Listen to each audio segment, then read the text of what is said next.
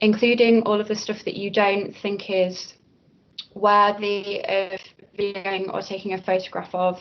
For example, like meetings that you have in the beginning, we would still recommend taking like photos of these, because moving on to my second point, you can use all of the photos and the videos that you take throughout your project and include them in your final reports, which just adds a little bit extra to them and just helps enhance them a little bit and just kind of gives a visual element to them.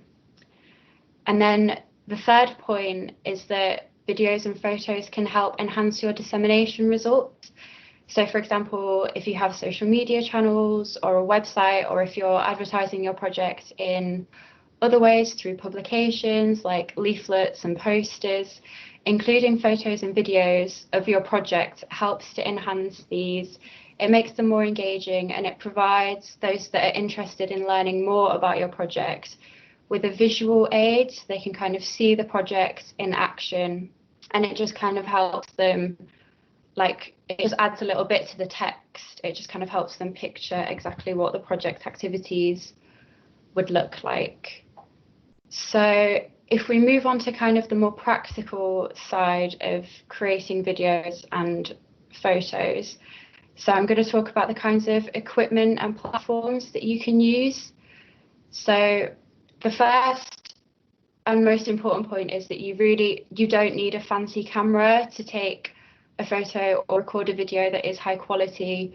You can use an iPad or you can use your smartphone to capture photos and videos that still look really good and look like they've been taken on a really expensive camera. So don't worry about spending loads and loads of money on like a really expensive camera, because you can just do it with the things that you already have. But there are a few things that we would recommend investing in. So the first is a tripod. A tripod is really great for when you're filming videos specifically, as it helps to make the shots still and level, which when it comes to the final video that you've created at the end of everything, it just helps it look a little bit more professional.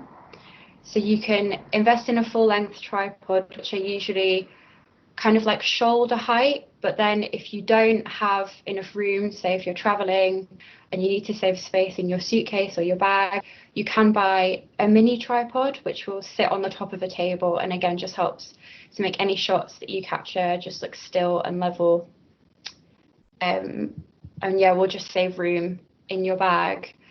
A really good thing about a tripod is that you can have one tripod but several adapters. So if you're using your smartphone to film one day and then maybe your iPad the next, you don't need two different tripods for these. You can just get two different adapters which will connect whatever device you're using to just one tripod, which again just helps with if you are traveling about. It just means that you don't need to carry more than one thing. You can just have one tripod that does everything for you. The second thing that we would recommend investing in is a microphone. So we would suggest using lapel mics, which are the ones that clip to a person's clothing, like their tie or their collar. And these are really good for when you're filming in areas that have quite a lot of background noise. So for example, if you're outside or there are project activities taking place in the background of whatever you're filming, it just helps to kind of filter all of that noise out and just focus on the person that you're interviewing or the person that's presenting. It just helps overall that sound to be a little bit cleaner, and in the end product just helps to make it easier to follow and a little bit more professional sounding. And then if you're filming indoors, you can use a regular microphone. They're not really too expensive. You can find them online. They're just the ones that you would hold in front of the person that you're interviewing, or they can sit on the table between you two. And again, it just kind of helps to enhance their voice, and it just makes it a little bit louder and clearer then, because although the built microphones in your phone or your iPad are fine, the sound quality can sometimes be a little bit fuzzy. So if you just want that extra bit of professionalism, you just want the sound to be a little bit clearer, we would recommend a microphone for this. You may be considering investing in lighting, but we personally would say that this isn't a necessity. It's not really essential if you're on a budget. We don't use professional lighting at Erasmus Plus UK. What we would recommend instead is finding places that have lots of natural light to film. So, for example, filming outside or near a window is a really good alternative if you can't invest in professional lighting. So we would just say that wherever you do film, make sure that the person or the object that you're focusing on isn't overexposed. Overexposure is when the light is so bright that it completely washes out the face of the person that you're filming, and it kind of makes them look like they don't have a nose, which is obviously not great.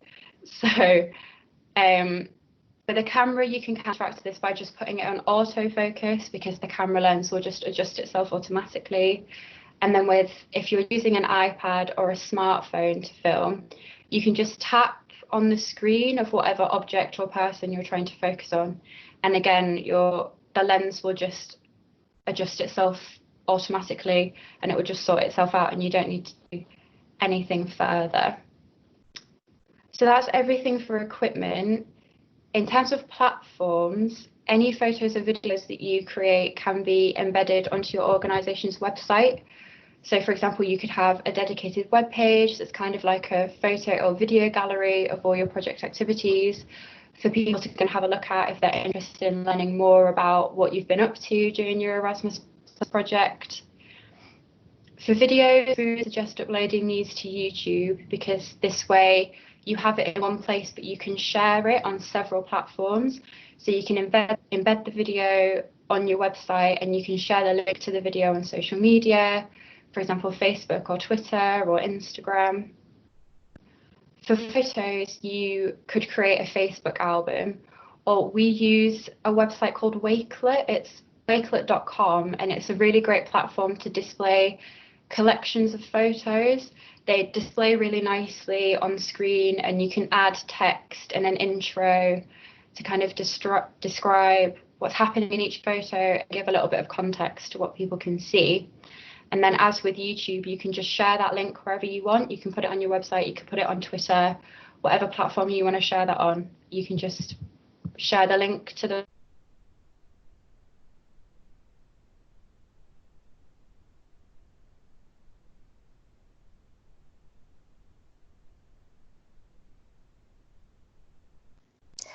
Hey everyone, so I think Becky might have just lost connection there slightly, so I'll just carry on from her slide. As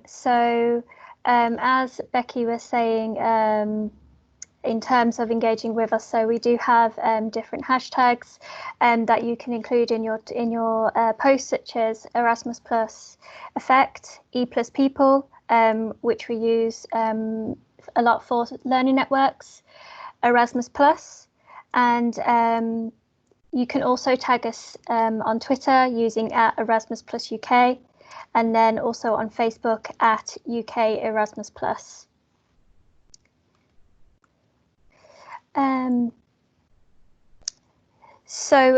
If you don't have social media, then you can get in touch with us via email and send us any videos or photos you have.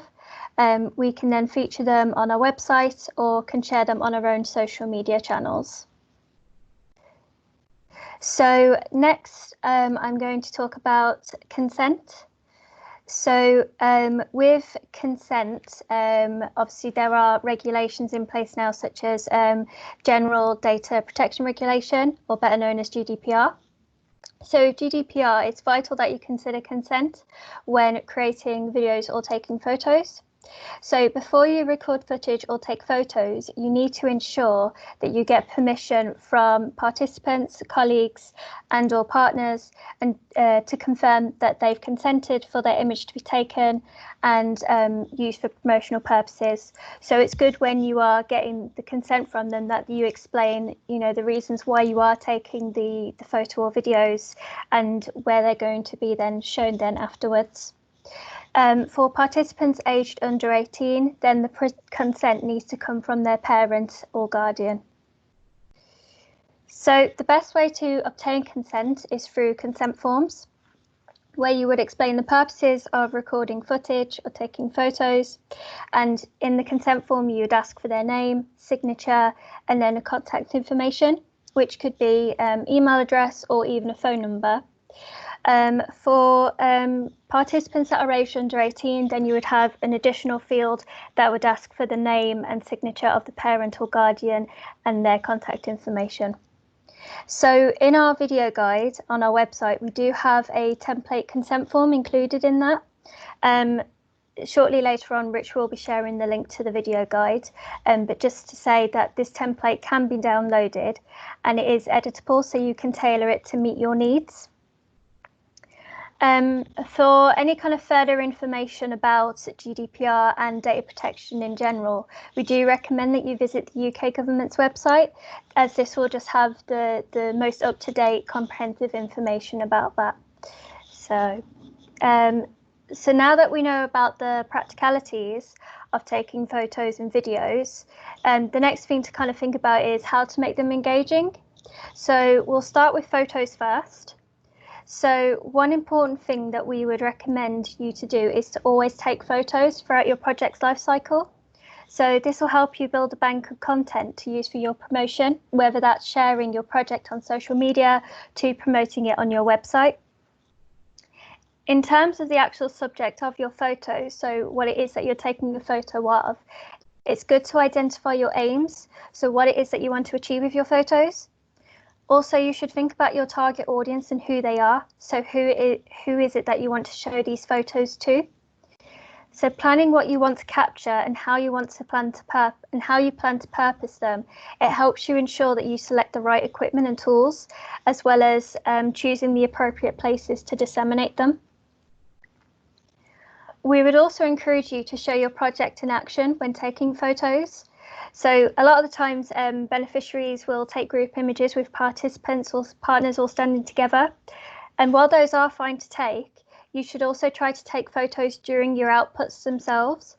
So for example, in a Key Action 1 project, you could take photos of your learners' activities while they're out on a mobility. Or in a Key Action 2 project, you could take photos of your transnational meetings. So doing this just helps you to get a bit of variety in your images, but also they are more impactful then when you do promote them. In addition, sharing others' perspectives and their stories are equally as powerful. So you should try to focus on taking photos of your learners and even get quotes from them, which you can do through interviews. With these quotes, you can then edit them onto the image. This helps you then to illustrate the work that your project is doing and how it's impacting on your learners. So in this slide, we've added an example that kind of ticks a few of these things that I've just talked about. So in this example, this is a collage of images created by a beneficiary school called Breeden Hill Academy. So by taking photos of their project outputs, which in this case is their learners recreating the painting Sunflowers by Van Gogh, they're showing their project in action. And also from looking at the collages and the tweet itself, they've clearly identified their aims and what they want to showcase, which in this case is the work of their pupils' activities. And also by creating these images all into collages, rather than just having, 10 or 20 so images in the one tweet, by having them all together in just collages, it just means that they're able to show their photos in a clear, presentable way. And also, as you can see, they've also added in some text which gives a bit more context to the images themselves, so such as the project's title and that. So next, let's take a look at how to create engaging videos. So similar to photography, you should always record footage during your project's life cycle. This again builds a bank of content for you to include in videos. This also gives you the opportunity to show different types of footage, so whether that's recordings of your project activities to interviews and montages. Also, on a similar note, you should identify your aims and target audience when creating a video. Alongside this, you need to plan out what you want to showcase in your video. So if that's your project activities, outputs, or the impact on your learners. You should also think about how long you want your video to be and where you want to promote it. So depending on these factors, this will help you ensure that you make a relevant video that showcases your project and is engaged with by your audience. For example, while a 5-minute video might work well on Facebook or YouTube, it wouldn't work necessarily as well on Twitter. Again, it's good to focus on showing your project in action. If you have activities or events happening as part of your project, then take the advantage to record footage. It's also good to share the stories of those involved, which is why interviews can be a great way to get powerful quotes and stories of the experiences your learners have had. Next, we would also recommend you to enhance your videos. So when editing a video, you can combine clips together to tell a story through your video. So for example, if you wanted to create a video about one of your events, you can combine footage of the event's activities, interview those who had attended, and also include B-roll footage to break segments up. Just to note on that, B-roll footage is basically supplementary footage that helps break up your main video. So it can be used to give context or depth to your video, so such as showing clips to show where the event is taking place, or maybe a series of clips showing the activities taking place in the event. It's also worth to add in copyright-free music and text. So with text, you can include an introduction to your video, and you can end it with a call to action. So a call to action works as a prompt to encourage your audience to do an action. So whether that would be to visit a web page or read a blog post after watching your video. It's also good to make your video accessible. So therefore, we recommend adding in subtitles to your video. This also means then that the viewer knows exactly what the speaker is saying, for example, if they have to mute it for whatever reason.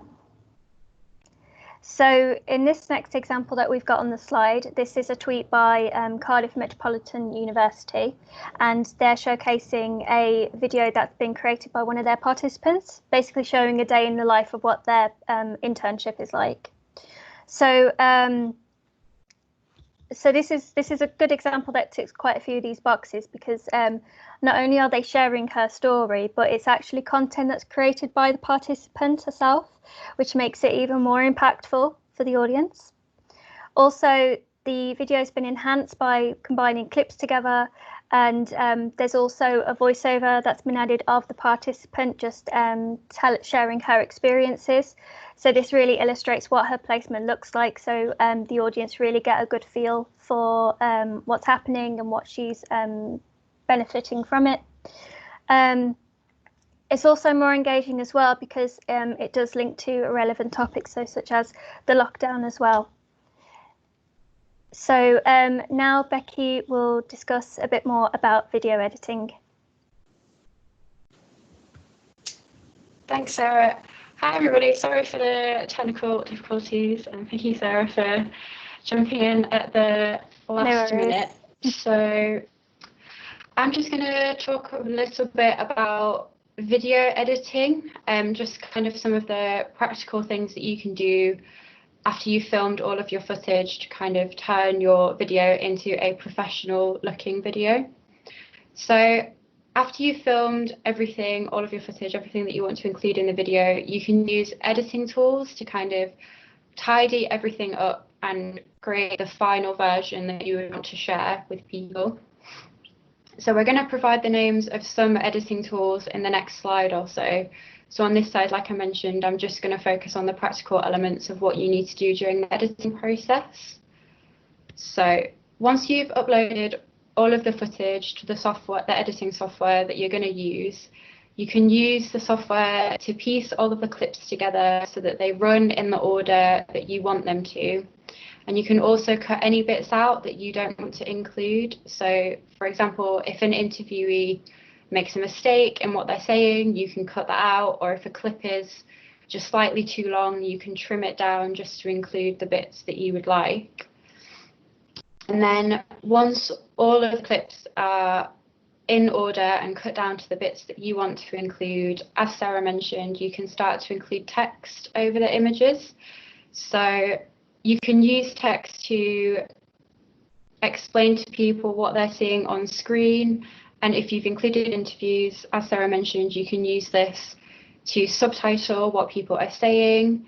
And you can also use it to display the person's name, their role, and any other relevant information that you want to include in the video. And then you can also use the text to intro the video and outro the video, as Sarah mentioned, include a call to action at the end. For example, visit our website, follow us on social media, read our blog post, something like that. Another thing that you can do is you can just use photos. You don't have to use filmed video.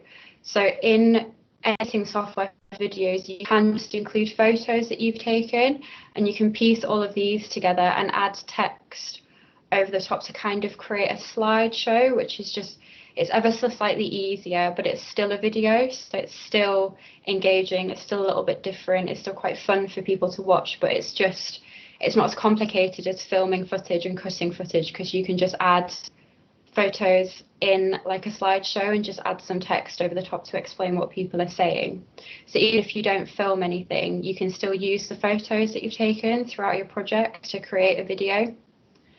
So once all of your clips or your photos are sorted and you've added in the text, you can now add some music. You don't have to add music if you don't want to, but it does add a little bit of professionalism to your video, and it just makes it a little bit more fun and a little bit engaging for the audience. As Sarah mentioned, you can use copyright-free music. So we use the YouTube Music Library, where you can find and download music that's free from copyright, which means that you can use it however you would like in your video. And that's pretty much all the editing that we would recommend, that's simple to do and it makes your video look really high quality. So after you've included all of these bits, you can save your video or your photo slideshow, export it as an MP4, and then it's basically ready to promote on whatever platforms you would like to share it on. So I'm going to pass back to Sarah again, who's going to go through some top tips and some tools that you can use for video and photography. Okay, thanks, Becky. So before we finish up this segment of the workshop, I'm just going to share a few top tips about video and photography. So first of all, we recommend you to include your branding, so such as your logo to your videos and photos. This then just keeps them consistent with your organisation's overall branding. And if you want to include the Erasmus Plus emblem, then please ensure you use the EU emblem and not the UK National Agency's logo. Because while we do want to share and promote your videos and photos on social media in that, if they do have the UK logo on them, we unfortunately can't share them. So do make sure that you use the EU emblem. My next tip, this might seem a bit obvious, but it's always good to prepare beforehand. So ensure you test out your equipment. As I've mentioned, identify your aims and your target audience. On the day itself, ensure you check your equipment is fully charged, double check that the background you're using is set up for your preferences, and just ensure that everyone involved knows their roles and basically what they're doing on the day. It's also good to utilise the tools that you already have. So for example, you can record a video or take photos on a phone if you don't have a camera. So utilising the tools you have, it means you can still create content without needing a budget to get more expensive equipment. My next tip is about interviews. So when conducting interviews, whether they be with your learners, partners, or your colleagues, make sure you just brief them beforehand. So for example, send them questions in advance so they can prepare their responses, and also brief them on the purpose of the interview and what it's going to be about. On the day itself, if they feel a bit nervous, then just ease them into the interview just to break the ice and they can feel a bit more comfortable. And also give them some water that they can take just during the interview, and make sure you've also got some water as well. My next tip is about unused footage or photos.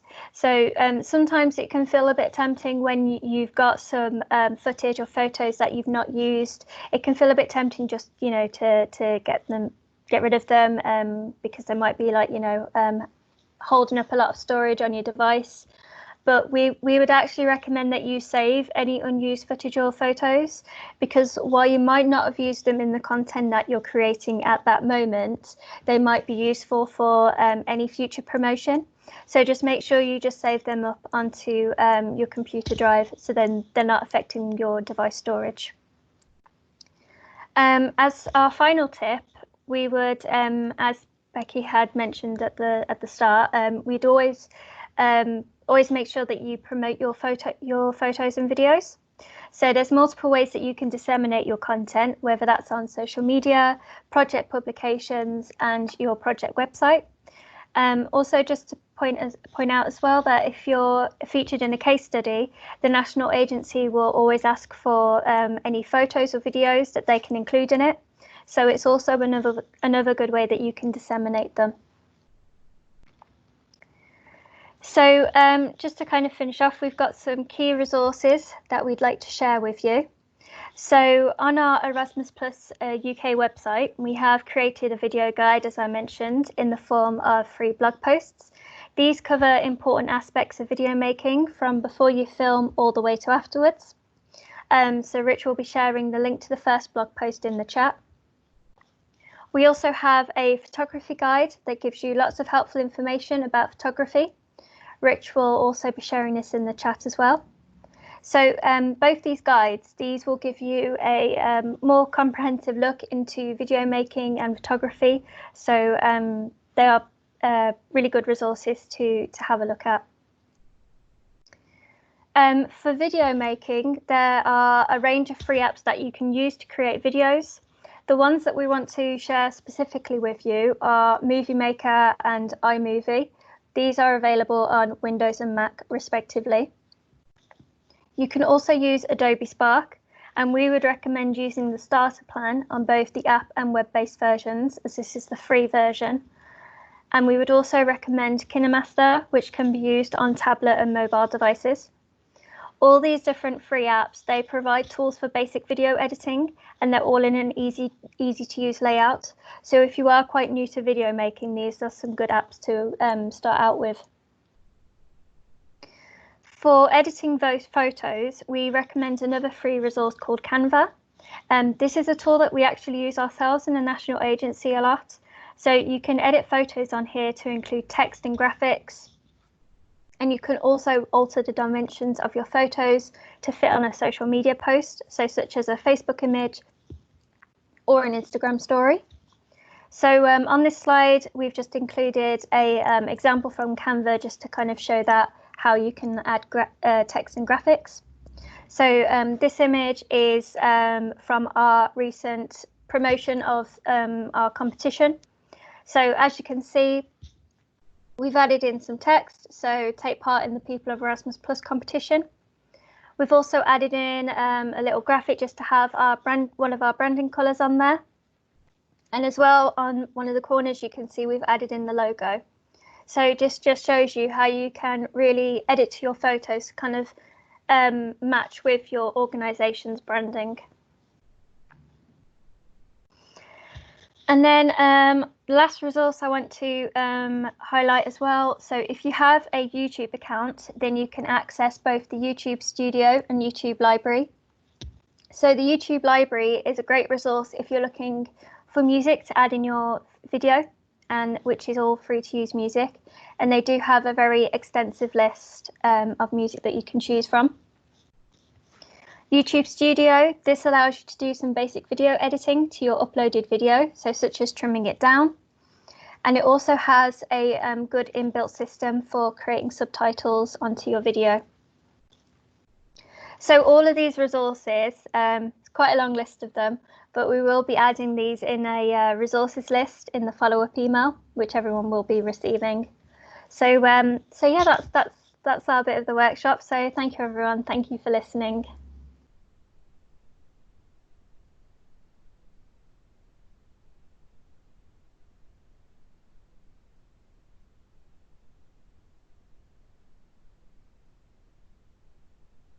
Am I muted? Sorry. I believe we've had a few questions through, so thank you very much, Sarah and Becky, for that section. Let's just have a quick look at the questions that have come through for you. Is there ever a time when you can send too many photos?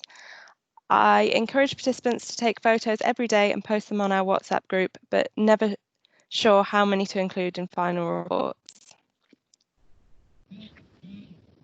I would say with this, I think definitely sometimes, sometimes it can be a case of quality over quantity sometimes.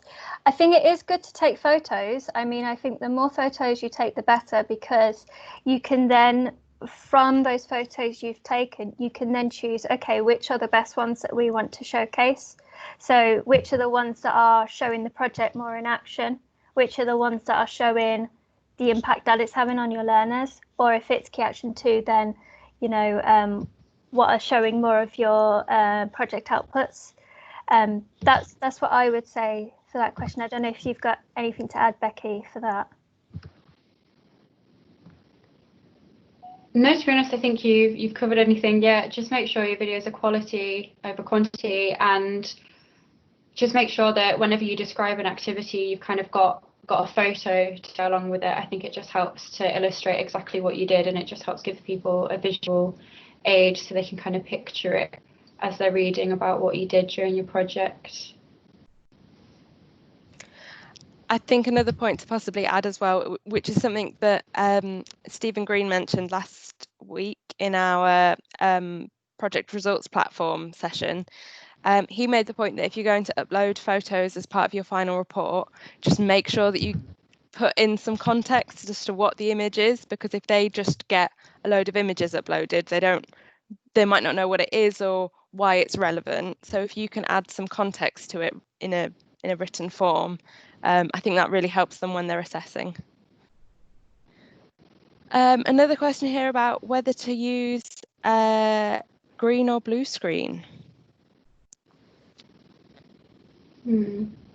So we don't use one at Erasmus Plus, but in my old job, when we would create videos, we did use a green screen, and they help if you would like a kind of professional kind of TV news style to your video. So if that's the kind of thing that you're going for, I would say I'd recommend it if you want kind of more of like a studio feel, like things are a bit more planned, they're a bit more prepared.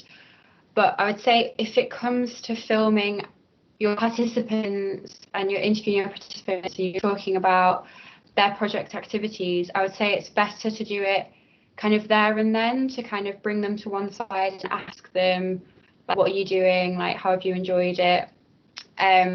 Because I just think capturing things in the moment and then whilst they're going on, people are more likely to give you better responses in an interview because their activities are taking place then.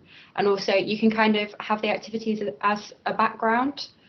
But if you are going for a more polished, sort of clean, like questions and answers kind of format, then I think a green screen would be absolutely fine. I think it just depends on what kind of genre you're going for with your video. If you're going for a more like in-action style video about your project activities, then I wouldn't use a green screen. But if you want more, if it is just a standard Q&A format, then I think a green screen would be fine. And they do look professional, and it's like another equipment to kind of get used to. It's like another skill. So I think if you have one, it'd be good to use. That sounds great. Another question, how do we include photos and videos in the final report? We always include only links. Sorry, I think I've lost that question. Only links to our social media posts. I think you can include, I think a file format, it should be absolutely fine to include photos and videos as well, I believe, but definitely photos. But also just including links to your social media as part of the written report is not a bad thing either, particularly if you can give a bit more context around that. I know when we had the social media session a couple of weeks ago, there was some really good ideas about how to include social media analytics as part of your final report. So if you want to catch up Yes, I think we've just had a question about this as well. If you want to catch up on any of the old recordings, they will be shared to our Learning Networks mailing list first. So if you're signed up to that, that's the best place to go. But once we've sent that out to everybody, all of the recordings will be on the Learning Networks area of the website. Are there any other questions? Have I missed any? Someone do shout up if I've missed a question. And if anyone wants to ask a question verbally, do feel free to unmute as well. There was one thing that might be worth mentioning. Someone asked where you can download the Erasmus Plus logo from. So I think Rich has put that link in the chat, but it is the promotion and dissemination page on our website. And there's a section just on the emblem there. So if that's everything, if no one else has any other questions, but do feel free to keep adding questions in as we go. We can always come back to them later. Then I think we are ready to move on to our case studies. So we're going to take the opportunity now to hear from two beneficiaries who use photo and video really well in their projects. So we have Raphael Harfo from Everything is Possible. On the screen now you can see a few examples of some of the photos, particularly in videos, that they also do, and how they use these in different ways. So rather than just having the photo itself, they've got a postcard style, they've got comic strip style to try and include different things. We're also going to be hearing from Ali Walton-Robson from Headway Arts. You can see they also are a fan of the collage. Headway Arts also include the text over an image, as Sarah was mentioning earlier. Just before we speak to Raphael and Ali, I would like to share a few video clips with you from each of these. So if we could start with Everything is Possible first, please.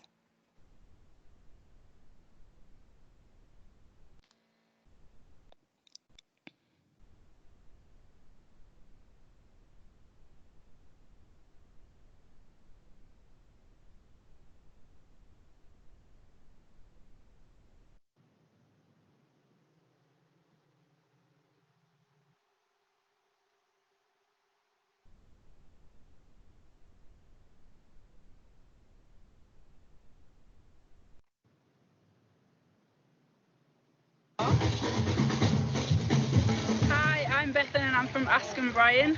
Today this is a project that I'm doing. I'm at the Nautical Centre in Martinique, where we're based 4 times a week doing sailing, yoleboat, canoeing, kayaking, you name it. This is where all the equipment is that we use to teach people, like kayaks. That's a yoleboat that we're learning today. We're shadowing the coaches, getting to know exactly what they do so that we can teach back in England. Alors, je suis Monsieur Jules Gilles et je suis moniteur au Centre nautique Félix Mérine. Je suis très satisfait des 2 stagiaires, donc Bethany et Charlotte. Elles apprennent très vite des techniques qu'elles ne connaissaient pas. Donc, toutes les techniques de navigation, en fait, la base, quoi, comment barrer, comment régler une voile. I was out on the safety boat, watching them and making sure that nobody fell in the water, and when they did, to rescue them out of the ocean. Are you proud of your students? Definitely, yeah. Yeah? They didn't capsize, so they've been really good. My name is Luke Cranswick. I live in Halifax in England. In the project. Brilliant, thank you. So that should have given you a few insights into Everything is Possible in their video work. So now we're going to take a quick look at Headway Arts as well.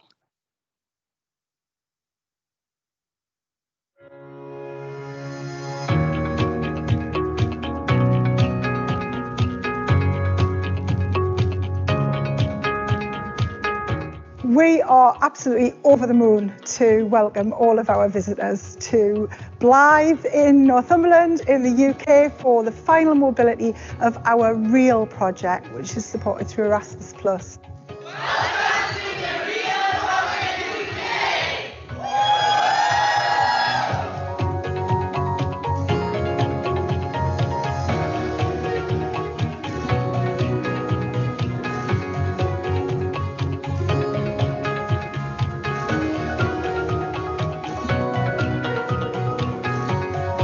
We're really proud to welcome all our European guests to Northumberland. We've tried to put together a really nice programme which shows the process that we go through. We've had to make it a lot shorter because normally we work in a much slower way with our participants, but we've tried to cram it all into a week. The focus of the proceedings this week is to explore our co-creative methodology here at Headway Arts. We've been doing lots of wonderful work about our county.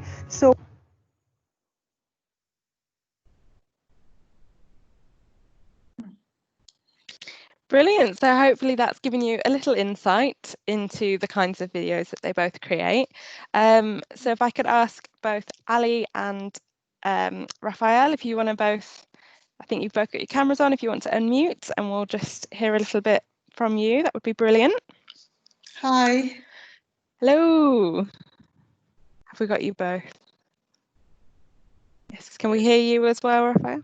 Yeah. Oh, we can't hear you too well, you're quite quiet.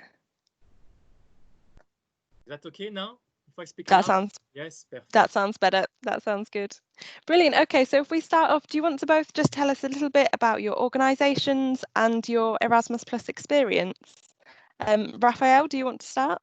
Yeah, of course. So my name is Raphael. I'm in charge of the communication at Everything is Possible. I've been working with them for 10 years now.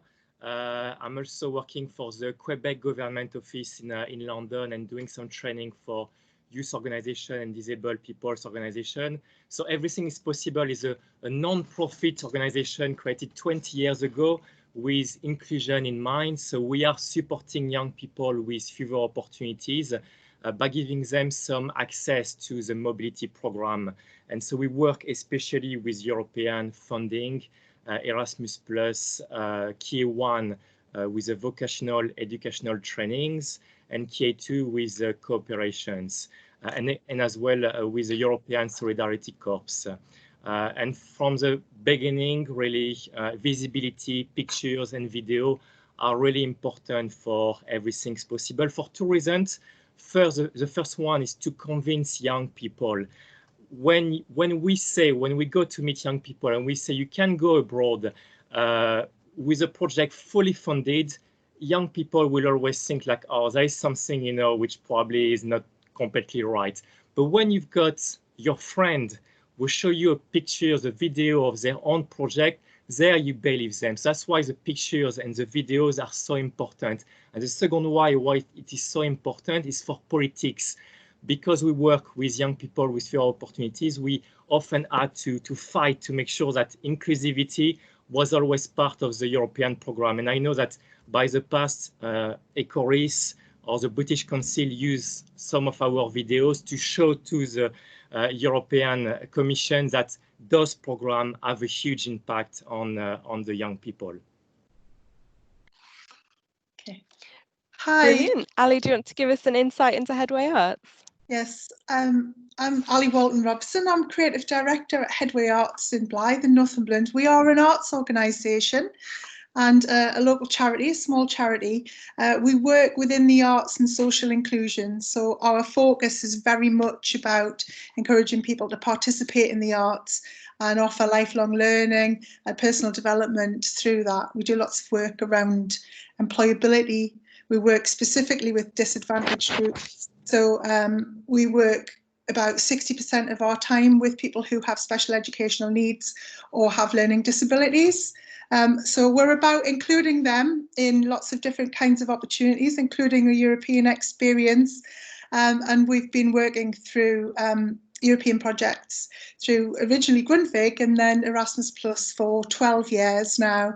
So we've run 6 projects and we're currently in a project at the moment. Brilliant. And we heard a little bit from Raphael about why he feels that it's important to include photos and videos. So what about from your perspective? Well, we are an arts organisation, so we work in a very visual way. We work with people who may struggle to communicate. So language is one thing, but then there are other communication difficulties that people face as well. So we work in using a lot of visual tools in our work, and again, as Raphael said, it's a great way to show people what they might experience. Brilliant. Okay. And what resources and equipment do you both use at the moment? Raphael, do you want to start? Yeah, definitely. I mean, because of the work, so the video you've seen earlier, it's a video that I've made myself. Now, I will be honest with you, 90% of the video or the picture we are publishing are not from me.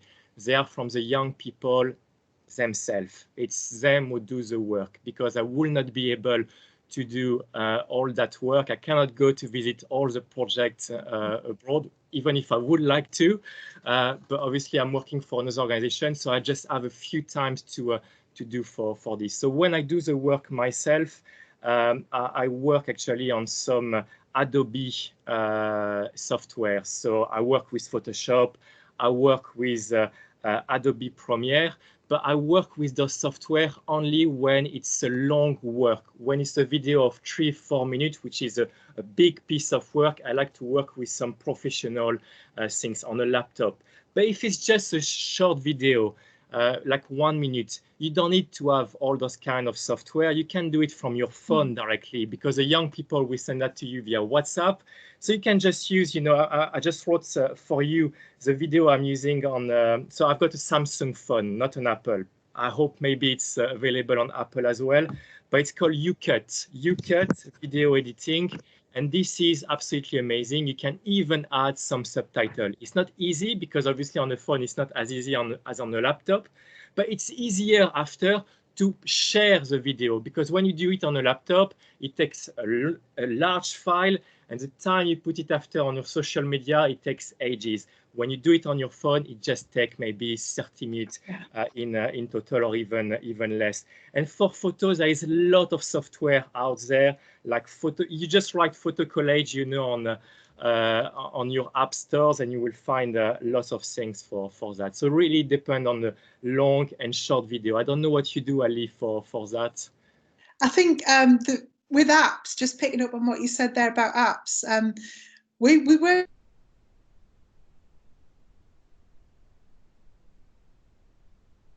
Oh, I think we might have lost you there. Oh, no, you're back. Okay. You're back. Yeah, I was just saying that the young people we work with are much more expert at some of these things than we are, you know, so they bring that to the projects. I think part of our engagement process in the work is about what they can offer themselves, and so they're the ones who know about all of these apps and things that you can use. So I think asking them and looking at ways that you can work with them to create content is a really nice part of the work. I know that some of our young people have sussed that actually if they actively engage in that process of documenting the project and documenting the work, then they'll get to be in the videos. So that's something that's kind of entices them to take photographs and to make short snaps of each other. Also, there's a little app called Boomerang, which is a really easy video app to use. And it's just a couple of seconds, but there's such lively little clips that it gives that essence of excitement from the work. And we've used those quite a lot on the social platforms. We are, as I said before, we are an arts organisation, so we're a little bit spoiled in having video makers in the team. But we do use it in different ways. So we do use those very kind of quick, easy apps. We also take loads and loads of photographs and encourage everybody to take photographs, because as part of the reflective process of the work and looking at what they've gained and what they've learned from the work, we use photographs a lot to do that, and video. So that's kind of embedded in the mobilities and embedded in the work that we do, and reflecting on what we've gained and what we've learned as participants. But we also use professional tools as well. But we do make a lot of our video on iPhones, because there's the quality of video is actually very, very good. And I know Sarah was talking earlier about the B-roll. we use a lot of the B-roll footage, and you saw some of the B-roll in that film there, where there was the image of our building, which was the old church that we work from, and also to give context to the video. So to be able to say, this is where we are now, this is the place we're working in. And that, so what could just appear to be a snap, if you like, of you've taken of a beautiful space that you're working in, or a lovely building in the city that you're visiting, or whatever, can be really great for setting that context very easily in a short video, or a long video for that matter. So how much time would you say you dedicate to collecting photos and videos and creating things? It's a good question. I mean, as I say, like, so we've got 90% of the picture will actually come from the young people, because I do not have time to do this content. And the challenge as well, someone asked the question before, I mean, sometimes you get thousands of pictures, young people are sending you lots of pictures. Sometimes at the end of their project, they send you a file and there is 1,000 pictures. I mean, like, I don't have time to look at this, And so what I would really advise you all is to do a kind of a contract. And we've got a contract with the young people, which I not call contract, but it's like a guide. So we've got a guide in general we always give to the young people. So when we create a project, when we've got an application, we came up with a branding around the project with a logo, for example, and also a kind of visibility. So for example, you've seen on the example before, we had like comics before. And this one is about just a postcard where you've got 4 pictures and a small text in the back. And for this, we're just give them some advice on like what they need to write, like questions, some theme. So we don't tell them what they need to write, but just a theme. Like, for example, it's important for them to speak about what they learn professionally and personally. And we give them as well some tasks in terms of pictures. So we want 1 picture of them with a nice background in their project, 3 pictures of them working in action, not looking at the camera, and 2 pictures of them socializing. Because as Rebecca and Sarah say, we often add pictures, of people like posing, with their friends. We don't want that. I mean, we just want 1. So we ask them, like it's maximum 6 pictures they are sending us. And on top of this, we are giving them advice on how to take those pictures. And we train them before. So all the work I have to do is before their project. While I meet them, I train them on what we need, how they need to do it, giving them some top tips. And at the end, obviously, is to collect all of this, create the material, and to publish it online. So it really depends after of if it's a comic page, if it's a postcard, or if it's just a testimony we just publish like this online. We use a WhatsApp group to collect information, and as Raphael said, we do ask for not thousands of photographs. So 1 or 2 per day of how what you've been doing, what you've learned, or something that's really struck you about the relationships that you're developing through the work. So we use a WhatsApp group. And that's partly to help us communicate throughout the project as well. So, we can connect with each other, and people can. It helps with safeguarding as well. People know that they let us know what's happening where they are, and all kinds of things like that. But also, it's a good way of collecting materials for the documentation and the dissemination work. So that's a really handy tool to use. We found that's very, very useful for lots of different reasons. Brilliant. And it sounds like you've both been really successful in getting your participants motivated and engaged, but are there any challenges you've had while you've been trying to get photo and video together? Challenges. I would say for us, it's actually, we get lots of pictures, but getting those pictures is a challenge itself. And especially for myself. So I just work, like part-time. I'm not the person who is sending all the young people. So I need to chase them for getting all those pictures. And getting those pictures is sometimes very, very challenging for that. And I work a lot of time to just try to contact them and asking them and remind them that this is part of their project. They need to send us some content. After another thing which is quite sometimes difficult is having meaningful pictures. So it's really getting the quality and pictures we want. I just give you an example. For many years, we had projects, you know, in Malta in a cat sanctuary, and in Aruba in a donkey sanctuary. So kind of amazing project. Cat, donkey, you know, is a kind of things, you know, where I get lots of click. But every time they send me pictures, and send me some great pictures of them working in action, but never a cat or a donkey in the background or anywhere. So I was like, is there cats or donkeys out there, you know? And so I went in the project, I visited those two projects, and actually I really tried to, every time I did some shot, to have some cats and donkeys. There's thousands, you know, of them in the background. So it's just trying to explain to the young people, you need to try to make sure people understand where you are. It's great to have the action, but you need as well to understand where you are. And on the pictures, obviously, it's not like a video where you can put different footage. You need to make sure that in one picture, people understand exactly in which situation you are, in which context, and what you are doing. That's why it's important to be in action and not looking at the camera, because looking at the camera is really like, I am posing, I'm being fake. But when you're not looking and you're looking at the donkey, you know, like you're cleaning it or just doing like giving some medicine, there you will understand. I mean, this is one of the pictures, you know, one of my favorite pictures.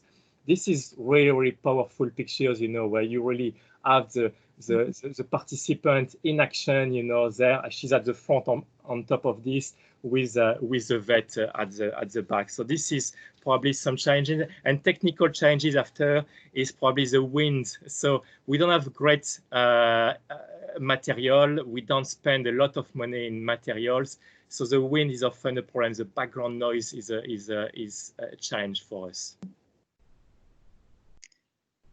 I think challenges for us is that very thing again, you know, is making sure that the photographs are telling the story of the project.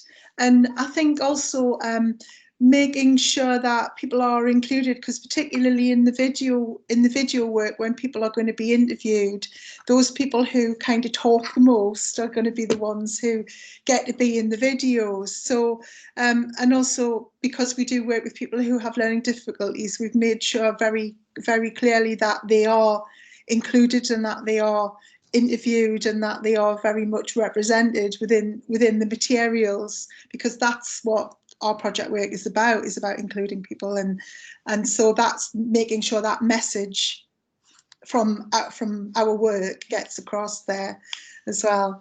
I thought you were going to say, Raphael, that all of the photographs were of cats. And that no, I mean we did that. We could have that actually. We would have been lots of success for us on social media, but probably not for the right reason, just for the cuteness of those animals. Yeah, I think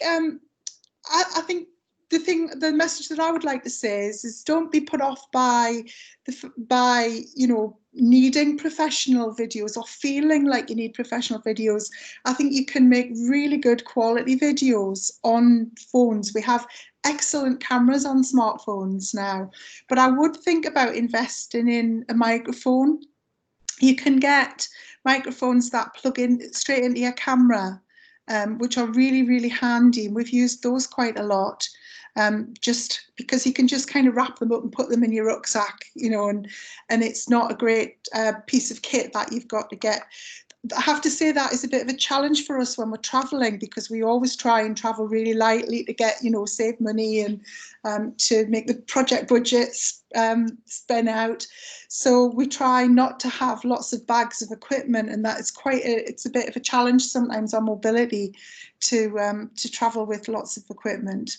And the difficulty sorry, continue. Yeah, so we do try and keep equipment to a minimum, but those little mics that you can just stick into your phone are really very useful, and you can get them. They're quite inexpensive. You can get a decent one for about £35 to £50 for one of those, and they're worth investing in. You can also use them with your laptop when you're doing things like this as well, so the sound quality is better. So that we've experimented quite a lot with very portable things. About the material, obviously we've got some young people who are going abroad. They are not with us, so they just have their phone, you know, they just have their smartphone, hopefully.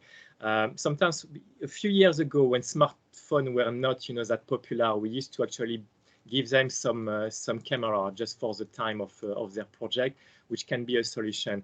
But as you Ali said, you know, you don't need to have the quality is not the most important. The most important is the authenticity. And I think when you've got a video which is too worked, you know, sometimes it can actually look a bit more like PR, you know, where actually when you've got a video which is, well, maybe a bit bad noise, you know, maybe a bit checking, but where the young person, you know, have taken itself, maybe it's like a selfie, you know, where you actually or she actually shows a background, you know, and their colleagues, their tutors, you know, this actually is probably have a strongest impact than a video which you will spend ages, sometimes a week to edit. So that's why I think authenticity is probably the most important when you are doing pictures and absolutely. Videos.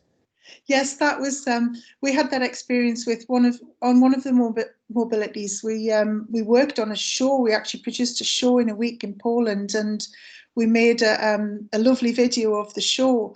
But actually, the materials that I liked the best were I was talking about the boomerangs, that the young people had made backstage, and because that showed the, you know, the value of the experience to them. For me, much more, because it showed that inspiration and that excitement and the relationships that they developed with their European partners, you know, over that period of time. And so I really liked those videos better actually than the lovely piece that we made and photographed very carefully, you know. Yeah, definitely. I think stuff like that is so engaging, isn't it? When you can see it's very genuine, that someone's just having a lovely time. We like seeing that from other people. I think it's like a natural human instinct to find other people having a nice time. You connect with it better, I think. So you both work with people who are like either young people or people with disabilities. Have you found any additional GDPR considerations that you need for that, or how do you manage thinking about GDPR? Yes, we sometimes have layers of that, because we work with people who may need additional conversations. So that's basically what we've done in that case. If people have been involved in the projects, we've said this will happen, and made sure that we've had prior meetings actually, and we've been very careful about that beforehand. So that's all kind of very clearly outlined as part of what will happen as part of the project, that there will be photographs, there will be videos, there will be. I have to say, we've never come across anyone who's objected to that at all. So that's great. There's not been any problems with that, but we have had measures in place to make sure. On our side, obviously we've got signed forms. We explain, you know, things about GDPR. But the problem with signed form is that obviously it's quite hard for when we've got a volunteer or trainees going abroad. They are doing their pictures and they are with their signed form. It's not always easy to get them to do that. You know, it's quite challenging. So what we do that all before. And so we work with partners in the UK, we work with the hosting partners, and it's them, we ask them to do the work. So when the young person arrives somewhere, they are in a cocoon where they can take pictures, because all the participants of the hosting organization, all the colleagues know about GDPR. They've already signed something, you know, saying they are okay to be part of pictures and videos. So we don't ask the young people themselves to do that. We ask them if they do something, you know, with whether it's other people appearing on the picture or video, to tell them, why they are doing the pictures and where it will end up. So often on Everything is Possible. We're also giving them some tips. For example, when we've got young people, teaching some very, very young age people, which happens often, to just take a pictures from the back of the head of the young people. So you don't see them, but you see actually the volunteer and the trainee, which is probably the most important. And the last things as well is that because all our pictures, I mean 90%, except the video I'm producing, 90% of the pictures come from the young people themselves. They agree by sending me the pictures, they kind of agree of the pictures they want to share. And I often tell them, please make sure that every picture you share with me are pictures you are okay for us to share on social media and our website. They will be seen by a lot of people. So this works quite well for us. Yes, we do that as well. We ask if anyone's taking any photographs of anyone, that they ask that person if it's okay beforehand also. So informally and formally. Brilliant. Okay, well, I think that's probably all my questions. I suppose the only thing to finish on is, do you have any other top tips that you would want to share with people? Definitely. I think that's the most important part I was waiting for, you know, top tips. I mean, for pictures, I will say, we always say to young people, pictures of you. So that's important, that pictures, they need to be in the pictures. They need to be, they are the hero. So they need to be in all the pictures. If they are cooking, we don't want pictures of their kitchen. We don't want picture of their desk. We want picture of them cooking. We want picture of them working. They need to be there everywhere. In action, not looking at the camera, we've already said that. Also landscape. Don't do portrait. Portrait is a nightmare. So we always ask them to do landscape format because you can use it everywhere. Be careful with the lights. And another things as well is for the videos. Something we haven't mentioned today is the three kind of information you can get on a video. And I think it's important to have those three kind of information when you do it. And you kind of you break down between all of them. One is when, you know, I'm just there like this, close, you get information about my feelings. You don't know what I'm doing, but you can see, you know, I'm smiling, so I must be quite happy. This is information about the feelings, which is quite very useful when you do an interview to see if people, you know, have been quite emotional about their project or not. Then you've got the video like this, you know, where you've got the hands appearing, where you can see the action, what I am doing. There you can understand probably I am actually speaking to someone. We don't know who, but I'm speaking, you know. And after you've got the shot, which will be with the whole room, and then you understand the context. And I think it's important to have those three. If you just put the one where you see the whole class, it's great, but you actually don't put the volunteer and the trainee in front, you know, and you don't put their action in front. So you need to sometimes try to have those three things together to do a nice video that people will understand. I think my top tips would be not. I very much speak with my hands, so I'm always trying to keep them out of the out of the frame. But I think that, yeah, I know it's the top tips would be to review after each session. So don't wait until you've got lots and lots of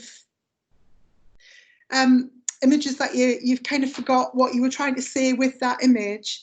So I kind of, if I'm taking things on my phone, I would go and sit down, look through, take out the ones that I didn't think were very good straight away, and then annotate what point I was trying to get across. So I sometimes do that by naming. I sometimes do that in a notebook with a reference. So that helps, because I've always got an eye on reporting and dissemination and, you know, thinking about reflecting over what we've done. So that's part of the process of working, but I find that really useful when you're creating the video, because you know what shots you've got to illustrate specific points within the work. Brilliant. I think those are some really helpful tips, actually. You've both covered so much. I'm very impressed. Does anyone else have any questions for Ali and Raphael? I don't think I've seen any appear in the chat box, but if you want to ask a question verbally, feel free to unmute.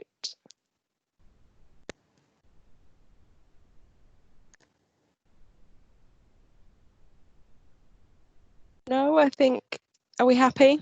Okay, well, if any other questions do come through, just keep putting them in the chat box and we can always come back to these guys. Well, thank you very much, both of you. I think that was really, really informative, very helpful, and great to hear about your experiences. Oh, well, thank you. Thanks for the opportunity to share them. Thank you. It's brilliant. Thank you both.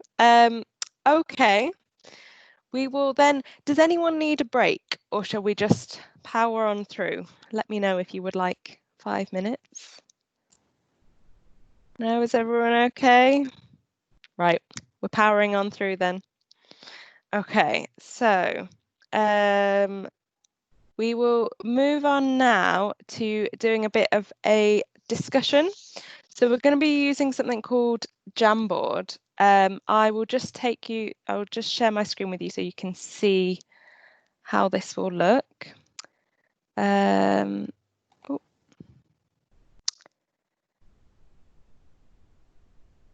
So this is Jamboard. We'll be sending you a link now so you can all join. So hopefully everyone can get in on this. You'll see down the side here, there are your different tool options. So the one we want you to use today is the sticky note. So that's just below the mouse icon.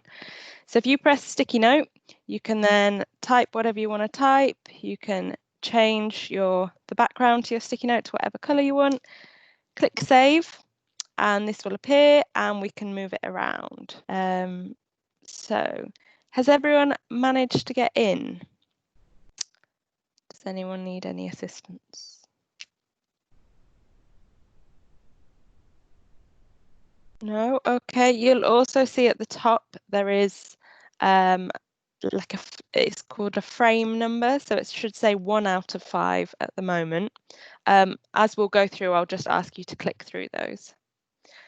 So if we start off with this first question then, when do you normally take photos of your project activities? So if you want to just add a sticky note and let us know, when do you normally take photos of your project activities?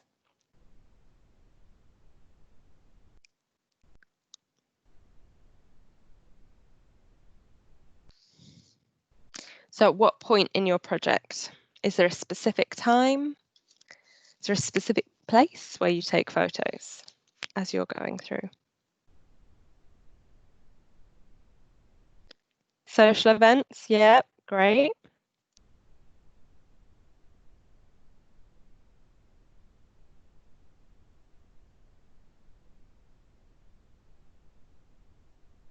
At prep workshops, airport departure, I think that those are always nice ones. You always see very excited faces, people very looking forward to where they're going to go.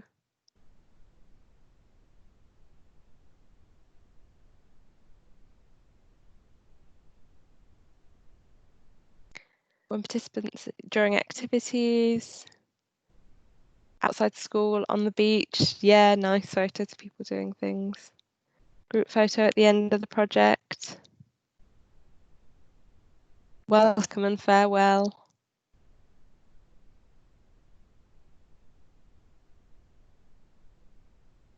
Team UK shot, I like that, that's nice.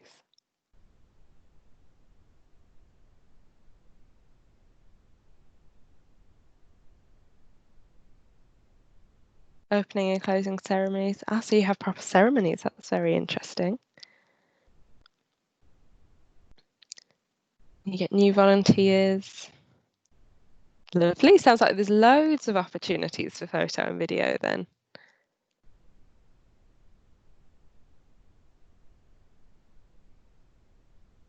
Just give you 1 more minute to add any last thoughts on this one.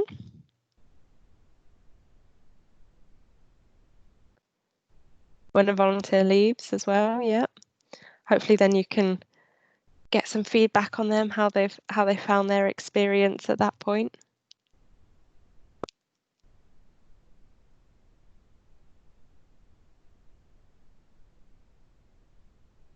Okay, I think that's all the thoughts on these. We'll be sharing these post-it note pages with you at the end as well as part of the follow-up materials. So don't worry, we will be sharing this. So if everyone could click next frame now, we'll go on to the second question. So you should be able to see, what equipment and software do you currently use for photo and videos? So we've had a few mentioned already by Raphael and Ali. iPhone, yep, brilliant.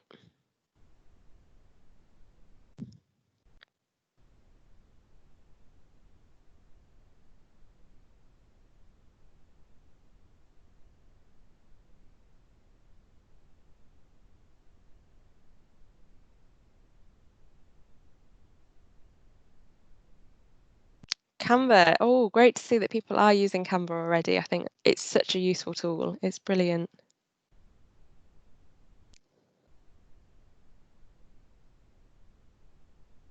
Photoshop. InDesign, got some Adobe fans here then.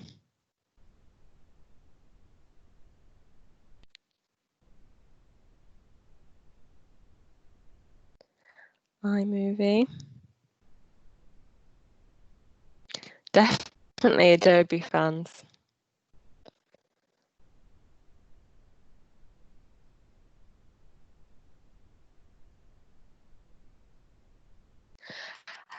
Feel free to turn on your mic at this point. Has anyone had any software that they've not gotten on with at all, that they've hated using?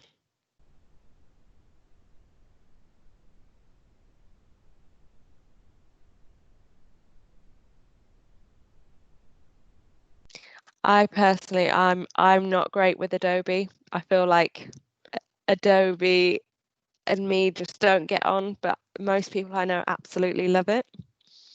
But I'm a big fan of KineMaster for video.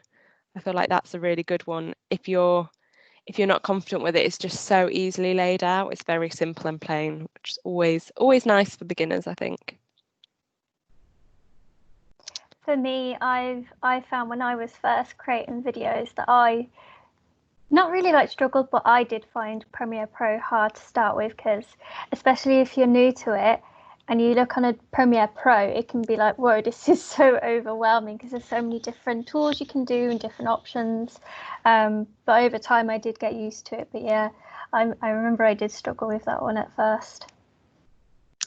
I think one tip that we've always found at the National Agency is, if you look at something and it looks completely overwhelming and you don't know how to do it, just go on YouTube and someone will have done something explaining exactly what you want to do. So if you're in any doubt, YouTube is always the way to go to find out how to do things.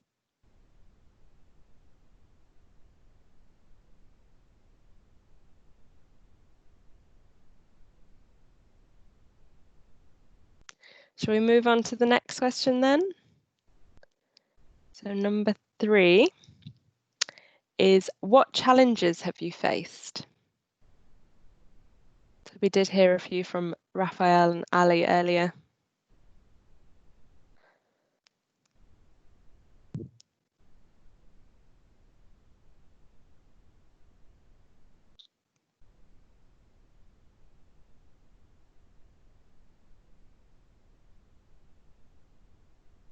The software, yes.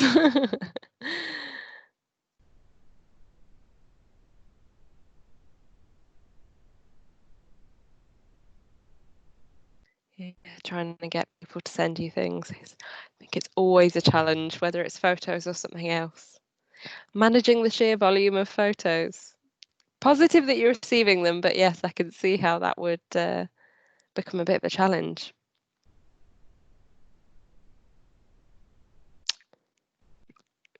Yeah, creating things without any background knowledge. Yeah, I think videos can sometimes be quite scary if people don't know where to begin, but hopefully some of the tools that we've mentioned today can make it slightly less scary. Quality of photos and videos, yeah, this can be an issue for us as well, particularly. It's not maybe necessarily so bad for social media sometimes. If it's a smaller image, you can get away with the quality not being so amazing, but definitely on website, the quality of images can really be an issue, I think.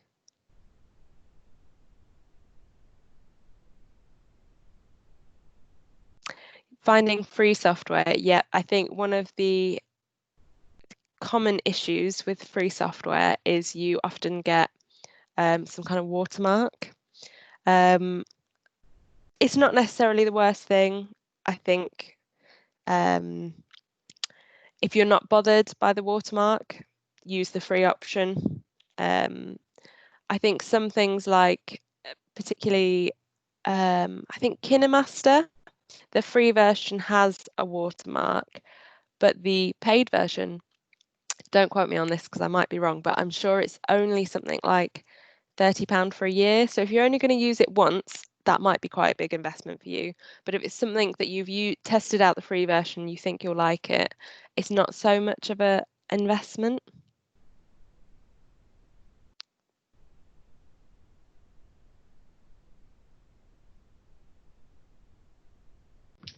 Adobe Spark is also free, so even though it's an Adobe program, there is a free plan that lets you use the majority of the simpler functions without having to pay anything. And it's not as complicated as the other Adobe programs. It's really, really easy. It's similar to KineMaster in that it's very simple. So if you're looking for free stuff, I'd check out Adobe Spark as well.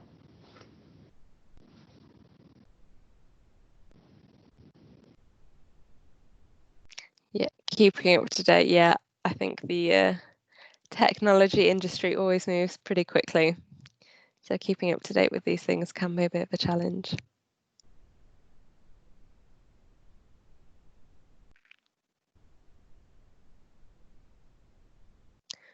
Any other challenges anyone would like to share?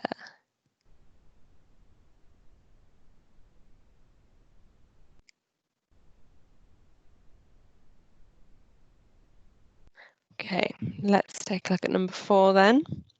So how have you promoted your photos and videos? So you've got all these lovely things, your participants have sent you thousands and thousands of photos. What do you actually do with them?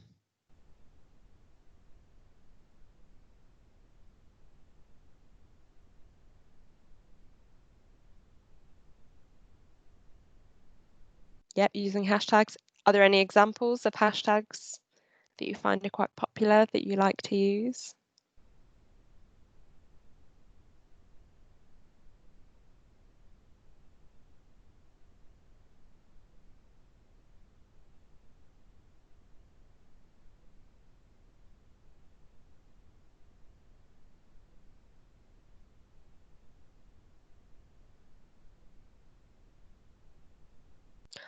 Are many people using these sorts of things in their final report, or is it something you tend not to do so much?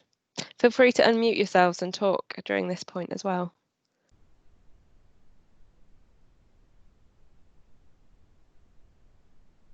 Sharing with parents, that's really nice. I think that's a really nice way to keep families engaged in what their children are getting up to.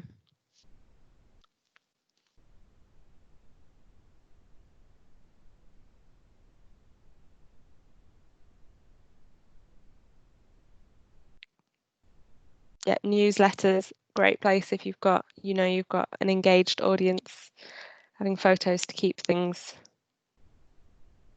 engaging.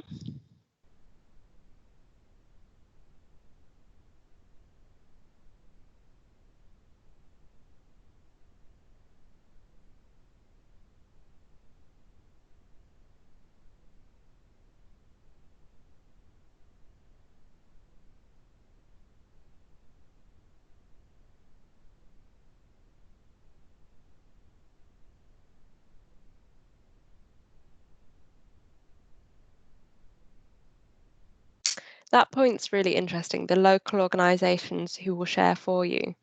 Whoever put that, would you be interested in sharing with us what kind of organisations are you sharing your images with? Hi, that was me, Ali. Yeah, we share with the local cultural organisations, so basically people in our sector, but also we've got quite a few sort of regional and local champions who will share, for example, some of our other funders like the Community Foundation, the National Lottery, people who have funded our other projects and other bits of our work.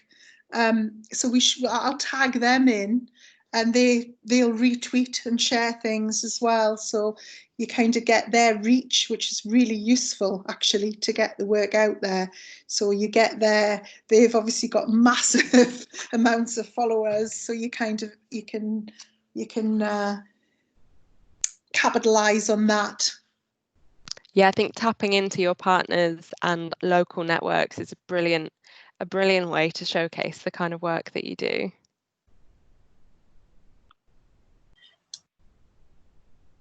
Any other thoughts on this one? Yeah, one of the things that we do is, I'm sure other people do it as well, but we hashtag our receiving partners and then they share it on their social media. So any photographs that we post on our own Facebook, we hashtag our receiving partners and then they share it. As well as, like they were saying about, we belong to a big public social partnership, and there's 30 partners in that, and they share the information. Yeah, I think trying to keep your partners engaged is really, really important. I think particularly if you're the lead organisation, sometimes it can feel like the pressure is all on you to do the promotion and dissemination. But actually, just because you're the lead organisation doesn't mean it needs to be only you. And if you can tag people and get them engaged with all your photos and videos, you can reach a much larger audience, I think, because you can, tap into their audience as well. Yeah. Okay, brilliant. So if we move on to the final question then, number 5, what are your next steps now? So after this discussion today, has anyone got anything that they're going to do differently? Anything that they want to have a go at? Maybe a platform or software that they've picked up that they've not tried before that they want to have a go at using?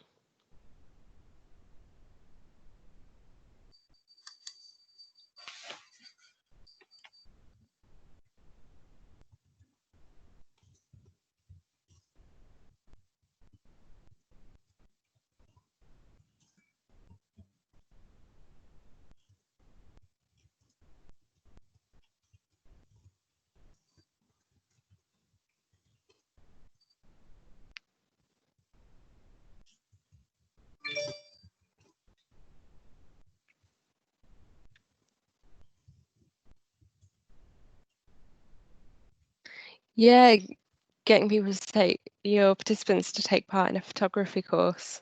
That's really good. Oh, I'm glad someone's liking Jamboard. I'm glad you like it. I think it's quite a good tool. Explore KineMaster, great.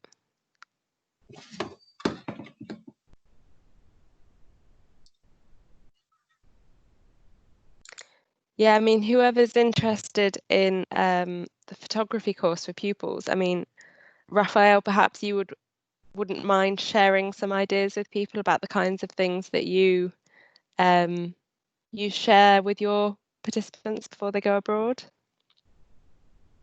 Yes, definitely. I could send you a few links. Oh, you mean the tips for the? Or just generally, if whoever that was, maybe if they could always get in contact with you, if that's all right with you. Oh yeah, definitely, with pleasure. We'll be sharing a delegate list after the event, so if there is anyone you want to ask any questions, then you can always get in touch with each other. Putting together a team of pupils with responsibility for the visual element of a project. Yeah, I think that's a really good idea.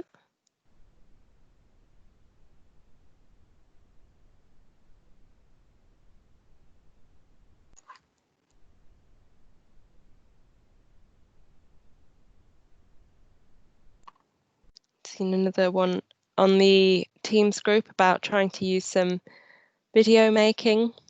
I think, yeah, there's so many tutorials and basic things out there to get you started. So hopefully some of these will be helpful.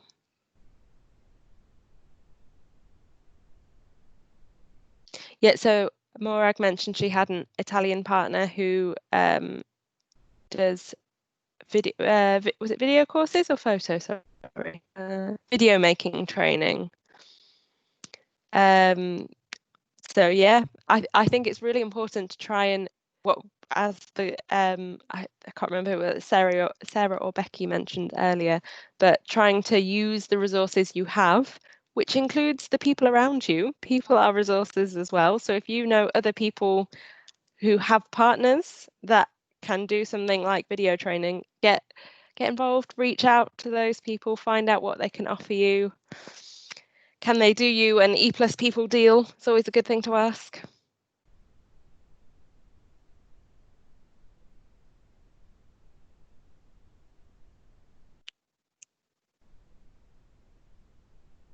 Okay, if no one has anything else to add to this, then we shall leave that there. As I mentioned, we will be sharing this with all of you afterwards, so don't worry about losing it. So if you want to close Jamboard now, we can come out of that. Take you back to Teams, hopefully. So at this point, we're pretty much nearing the end. The one thing I wanted to ask, is there anything that anyone would like to share with the group? Any questions? Something they've maybe found a bit difficult that they would like some advice on? Feel free to all unmute at this point and you can discuss.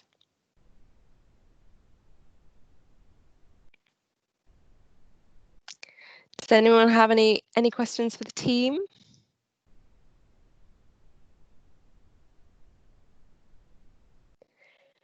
If not, then I think we're pretty much ready to wrap it up, to be honest. Before we do finish, I think it would be really nice if we could, anyone who would like to be involved, don't feel you have to, but in the theme of the day, it would be really nice if we could take a photo of everyone who's involved. So anyone who would like to be involved, please turn on your camera and we will get a little photo of everyone. Sarah, the post-lockdown hairdresser's appointment isn't till next week. Don't worry, mine has not been gone. It's so long now. I'm just like, oh, it's terrible. Just hide the bottom of the screen. I had to call in the other day to get an appointment because his phone wasn't working. He says, you could put a ponytail in that. I went, really short. It tends to be all the men that are rushing back first, I think. Okay, so Rich, would you be okay to take a screenshot of everybody, please? If you just give us a countdown to when you're ready for us to go. Okay, so 3, 2, 1, go. There you go. You should have a screenshot. Brilliant. Thank you. So hopefully we've got a photo of everybody there. Yeah, so we'll stick around for a little bit longer if anyone would like to ask us any questions, but otherwise we're pretty much done here. If you should see in a minute, you will get a feedback form put into the chat box. If you do have the time to fill that out, please do, because it's really, really helpful for us, really beneficial for us to improve these sessions, especially because this is the last one of this virtual session, but hopefully we'll be doing more in the future. So any feedback you can give us on how it's gone, we can basically improve for future. Yeah, and that's about it really. I mentioned before, if anyone is interested in seeing the recordings from the previous sessions, so we did working with the press, social media, utilising the Erasmus Plus project results platform for dissemination, and this session, they've all been recorded and we'll be sharing them first with the Learning Network's mailing list. So that's step number 1, if you're signed up, please do sign up. So the Learning Networks members get first access to resources, but also first access when events come out. So you'll know usually a day in advance if you would like to sign up for any events. But after that, they will all be put on our Learning Networks webpage. So yeah, that's it from us. Thank you everybody for joining. It's been great having you. Thank you again to all our speakers. I think it was a very good session today. So yeah, thank you very much everyone, and have a lovely rest of your day. Thank you very much. Thank you.